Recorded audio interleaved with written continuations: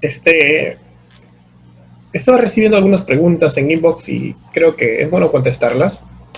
Eh, la pregunta más importante que voy a contestar en este momento es, ¿cuáles son los enemigos más peligrosos para el cristianismo?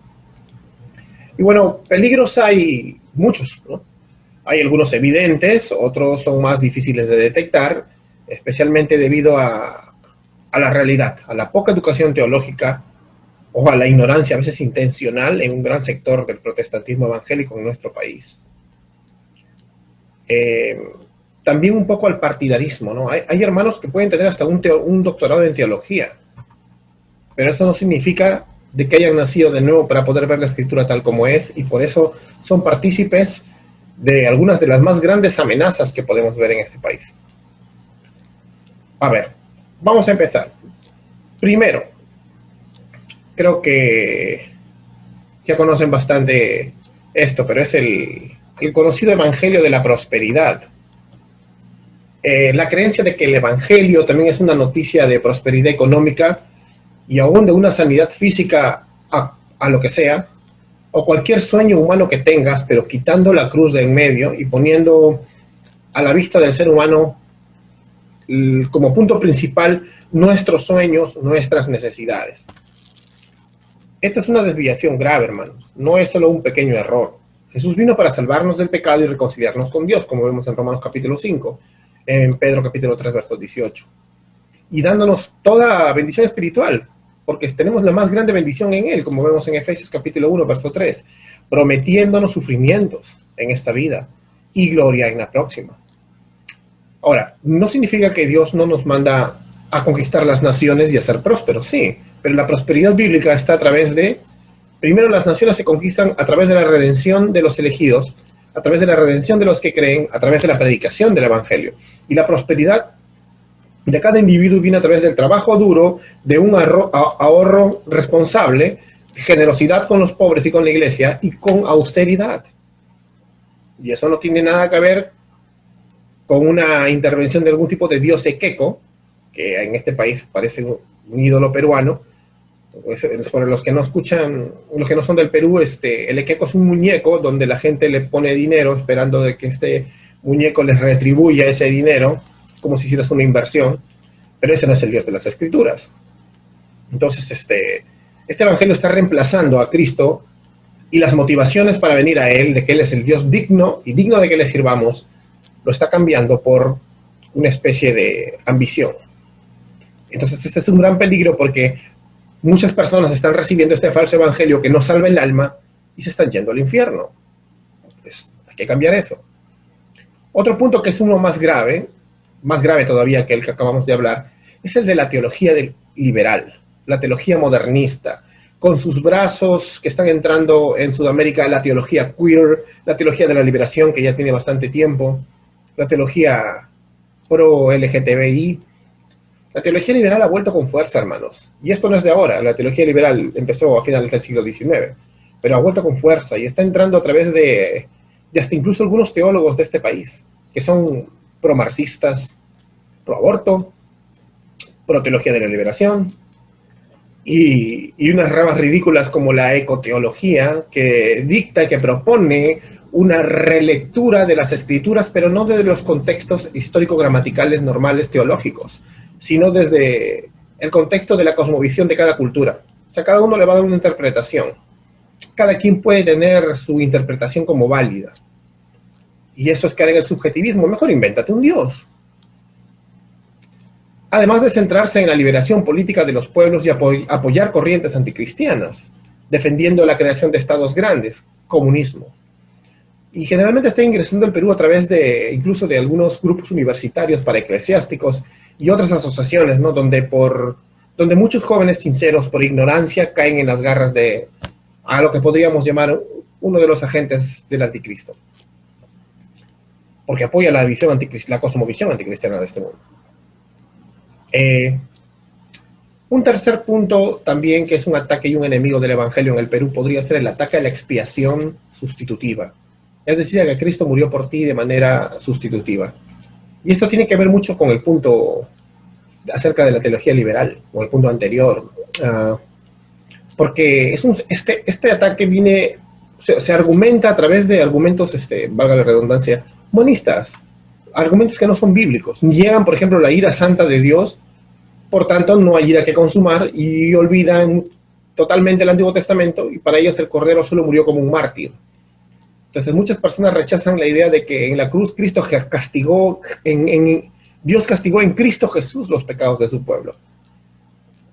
Porque dicen que Dios no es un asesino cósmico, un maltratador de menores cósmico, yo no puedo creer en ese Dios que tiene ira, dicen.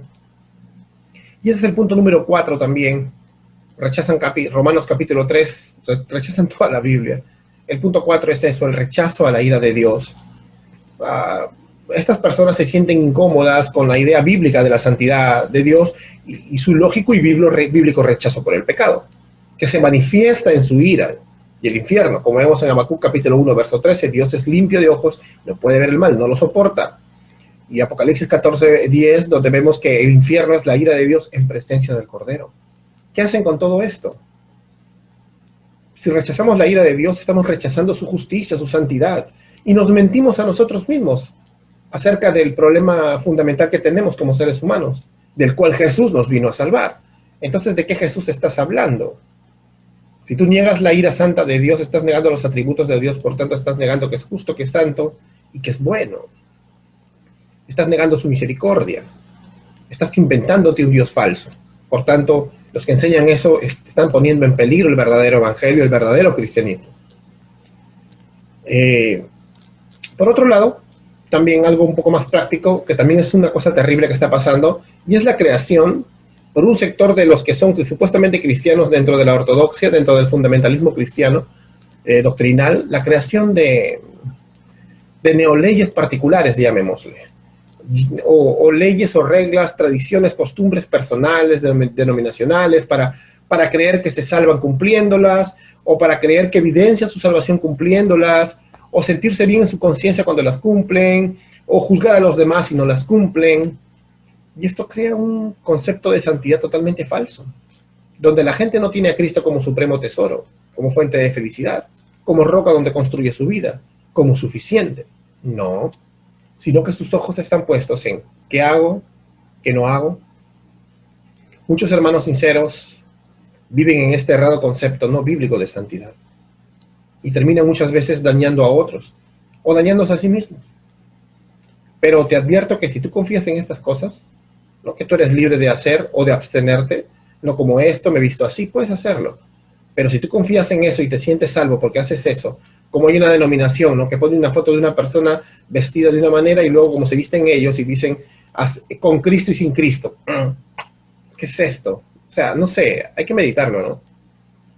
Y si tú no confías realmente en la obra conclusa de Cristo y confías en estas cosas, y aún peor, si te enojas y defiendes este tipo de modus vivendi legalista, tú eres más mundano que los que dices que lo son y estás condenado al infierno, tal como condenas a los demás. En Santiago capítulo 3 vemos del 3 al 18 que no nos engañemos a nosotros mismos. Ese falso celo santo no es de Dios, no está en las Escrituras. Tú estás totalmente equivocado. Hay otro tipo, aparte de este tema del legalismo, que también es un enemigo del evangelio, otro lado de la falsa santidad, y es la que cree que una persona es salva solo porque ya está en el medio cristiano, o porque es familiar de cristianos, o porque va a iglesias o está en eventos cristianos, o asiste a comunidades paraeclesiales y creen que ya son salvos. Amado hermano, gracia, la Biblia enseña que hay una gracia verdadera, pero la gracia sin transformación no existe. Y Dios nos manda a discernir esto, nos manda a juzgar con justo juicio. Es decir, a discernir esto de acá. Dios no tiene nietos, Dios tiene hijos. Dios no tiene invitados a eventos, tiene familia, un cuerpo en Cristo. Así que muchos cristianos que pueden vivir pensando ser salvos, y dicen, claro, yo he aprendido doctrinas de la gracia y soy salvo, pero la lujuria, la inmoralidad sexual, la rebeldía contra tus líderes, la rebeldía incluso contra Dios mismo al no obedecer lo que dice su ley, la corrupción, el aborrecimiento a sus hermanos y otros pecados reinan mañana, tarde y noche en su vida. No nos engañemos. En 1 de Juan capítulo 2, del 9 al 11, vemos bien claro. que el que está en tinieblas aún se miente a sí mismo. Si Cristo no reina realmente en tu corazón, tú estás condenado al infierno también. Para terminar, un punto más que sería el ser un vendido. En Estados Unidos le dicen a esto ser un compromise, o sea, vender tus convicciones. En un sector del cristianismo actual les gusta pensar que cualquier cosa que cada uno crea está bien, siempre y cuando sea sincero. Las personas piensan que al final Dios aceptará a todos. Es como una especie de universalismo implícito, aunque no lo dicen. Porque, total, al final no es ¿acaso Dios un Dios de amor? Pero el Evangelio, hermanos, es un mensaje exclusivo. Solo Jesús es el camino, solo Jesús es la verdad y la vida.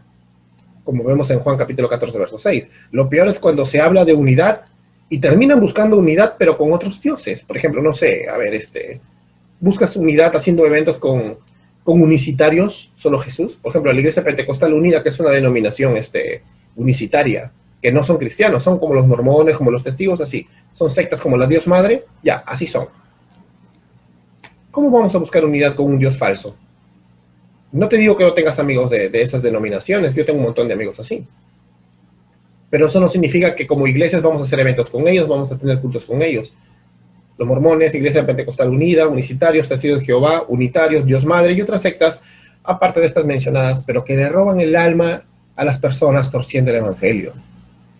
La salvación no se encuentra en nadie más, querido hermano, que en el Dios Trino, que en un Dios Trino, que en un Cristo resucitado, que en una palabra inerrante, infalible e inspirada por completo, plenariamente, porque no hay otro nombre debajo de los cielos por los cuales podamos ser salvos, como vemos en el libro de los Hechos, capítulo 4. Cualquier hombre, mujer, organización, institución o ministerio que se haga llamar cristiano y niegue doctrina fundamental, le roba el alma a la gente. Cualquier organización, hombre o mujer que le blasfeme de Dios con locuras como estas, no es cristiano y no están en la voluntad de Dios y no hay que dejarlos, ya Dios los juzgará, porque Dios sí los va a juzgar y no dará por inocente al culpable. No seas tú partícipe de su demencia y de su oscuridad. No seas cobarde, más bien predícale el Evangelio y dile que están mal, con la palabra y con amor, como vemos en 2 Timoteo capítulo 24, verso 26. No vendas tus convicciones y te tapes los ojos. Cobardemente dices, no, yo no vi nada. No, eso no es mi labor, eso no es mi llamado, no te mientas. Miren, todos estos puntos que hemos visto son peligrosos y debemos estar alertas. La mejor manera de demostrar madurez, buen testimonio y amor y saber que Dios nos respalda es desenvainar la espada y defender la verdad, como hombres y mujeres de Dios, no como niños o niñas. El cristianismo es para guerreros, para verdaderos hombres y mujeres de fe, no para copitos de nieve, no para la generación de cristal evangélica, que se esconden detrás de, no sé, de unas bambalinas para cuidar su status quo. Seamos sinceros con nosotros mismos. No es fácil para mí tener que decirles esto en este pequeño video, pero es la verdad. Estamos en medio de un peligro y debemos estar prestos para corregir, para advertir, para exhortar, para combatir a los que promueven, apoyan o callan cuando estas mentiras están siendo proclamadas. Que Dios te dé valentía, pero mucho amor y mucha paciencia también para corregir. Y quizá Dios les conceda arrepentimiento a los que están atados al lazo del diablo, como tal vez alguna vez nosotros lo estábamos. Cuídate mucho y hablamos pronto.